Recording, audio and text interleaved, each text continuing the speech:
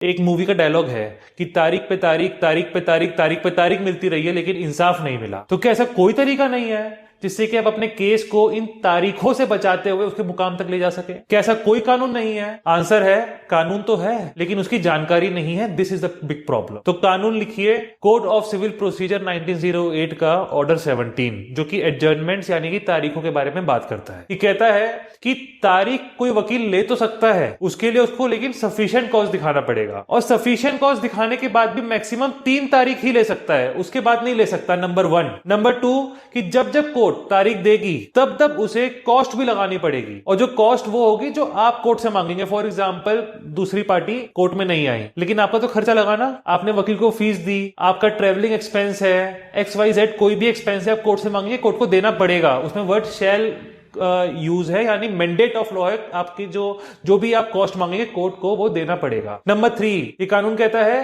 कि एक बार हियरिंग चालू हो गई कोर्ट में तो वो डेली बेसिस पे रोल डाउन होगी। ऐसा नहीं कि आज सुन लिया आधा, उसके बाद कई महीनों के बाद सुनेंगे, नहीं, तब तो दिमाग से निकल जाएगा, नोट्स भी बने हैं तो कोई काम के नहीं है। एक बार हियरिंग चालू हुई, उसकी अगर आज छूटा है तो कल लगेगा डेट, और अगर कोर्ट किसी और डेट पे लगा रही है कल की जगह तो उसे एक्सेप्शनल रीजंस कोट करने पड़ेंगे, अपने ऑर्डर में लिख के मेंशन करना पड़ेगा व्हाट वर दी रीजंस कि उसने नेक्स्ट डे वो तारीख नहीं लगाई, उसके बाद किसी और तारीख पर उसको लिया है। नंबर 4, अगर कोई पार्टी एब्सेंट है, कोर्ट नहीं आई है, तो उसके एब्सेंस में ही केस प्रोसीड कर सकती है कोर्ट, और अगर प्रोसीड करने लायक कुछ भी नहीं है तो सीधा केस डिस्पोज ऑफ भी कर सकती है।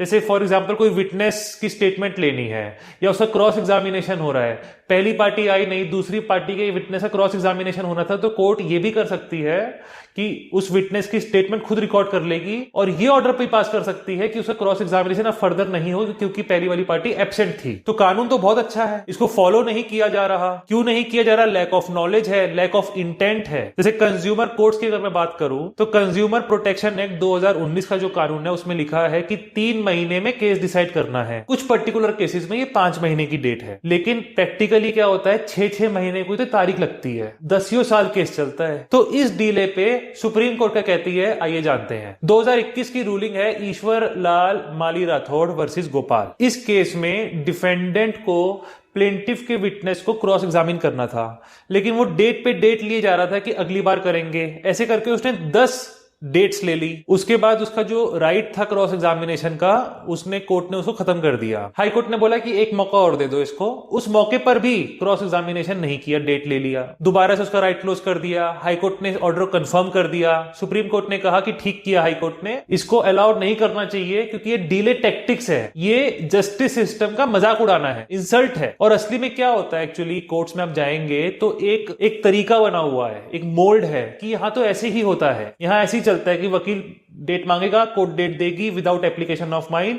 सुप्रीम कोर्ट ने बोला कि ये जो रूटीन मैनर में दे रही है court date, mechanically without application of mind, ऐसा कोर्ट नहीं कर सकती। फिर 2013 की सुप्रीम कोर्ट की रूलिंग है Noor Mohammad versus Jethanand and others. इसमें सुप्रीम कोर्ट ने कहा कि जो केस है ना उसको युद्ध की तरह लेना चाहिए। जिस तरह सैनिक जाता है युद्ध में, वही सोच के केस में जाना चाहिए कि आज का ही दिन है, आज की ही जो मूवमेंट है इसी में सब करना है, ऐसी तैयारी होनी चाहिए। और इस केस में सुप्रीम कोर्ट ने भगवत गीता की भी लाइंस ली है कुछ, और कहा है कि जिस तरह श्री कृष्ण ने पार्थ को बोला था कि उठो जागो और कर्म करो, उसी तरह विदाउट लॉस ऑफ टाइम, ज्यादा तारीख दिए बिना जल्दी से जल्दी केस को उसके मुकाम तक लेके जाना चाहिए, ये अप्रोच होनी चाहिए। फिर सुप्रीम कोर्ट की 2011 की रूलिंग है Messrs Shiv Cortex versus Autoplast Private Limited. इसमें प्लेंटिफ ने सूट तो फाइल कर दिया लेकिन एविडेंसेस प्रोड्यूस नहीं कर रहा था, और बार बार डेट ली जा रहा था कि अगली डेट पे हम एविडेंस प्रोड्यूस करेंगे। कई डेट्स के बाद उसका एविडेंस प्रोड्यूस करने का ही राइट क्लोज कर दिया। अपील में केस गया, एपलेट कोर्ट ने भी कंफर्म कर दिया कि ये सही ऑर्डर पास किया है। हाई कोर्ट में गया, हाई कोर्ट ने बोला एक मौका और दे दो,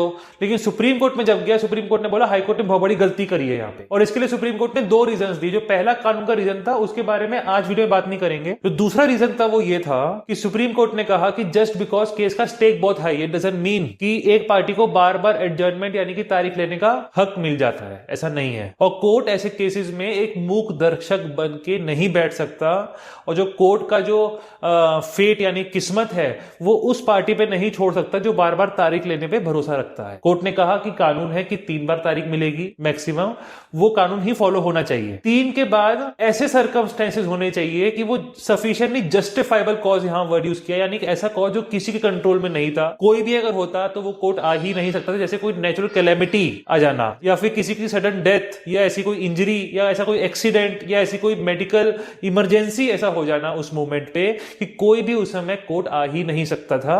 उसी कंडीशन में एडजर्नमेंट मिलेगी, वरना नहीं मिलेगी। लॉयर की स्ट्राइक थी इसलिए नहीं आए, ये बहाना नहीं चलेगा। सुप्रीम कोर्ट ने साफ साफ कहा है आई एम स्टैंडिंग, जैसे क्या होता है छोटे कोर्ट्स में क्या होता है, I am standing on legs in supreme court and high court, में वहां पे अभी दूसरे कोर्ट में हूं, ये है वो है, कोई बहाना नहीं चलेगा। तो इतने कानून है हमारे पास, सुप्रीम कोर्ट की रूलिंग्स है, उसके बाद भी डिले क्यों होता है आपके साथ? उसका कारण यह है कि आप डिले होने देते हैं। आप सोच रहे हैं कि कोई और आपकी हेल्प करेगा, ऐसा नहीं है। अगर ऐसा होता है, डिले हो रहा है बार बार, तो आप मिसलेनियस एप्लीकेशन फाइल कर सकते हैं, उससे कुछ ना कुछ फायदा आपको मिलेगा, क्योंकि ये जो कानून है ये डेड लेटर्स नहीं है, it has to be followed. तो अगर आपके कोई सवाल है तो आप कमेंट बॉक्स में जरूर पूछिए। आप नेक्स्ट वीडियो किस पे चाहते हैं ये भी आप उसमें मेंशन कर सकते हैं, और मुझे आपके कमेंट्स का इंतजार रहेगा। तो फिर मिलते हैं एक नई वीडियो के साथ, तब तक के लिए आप सभी का बहुत बहुत धन्यवाद।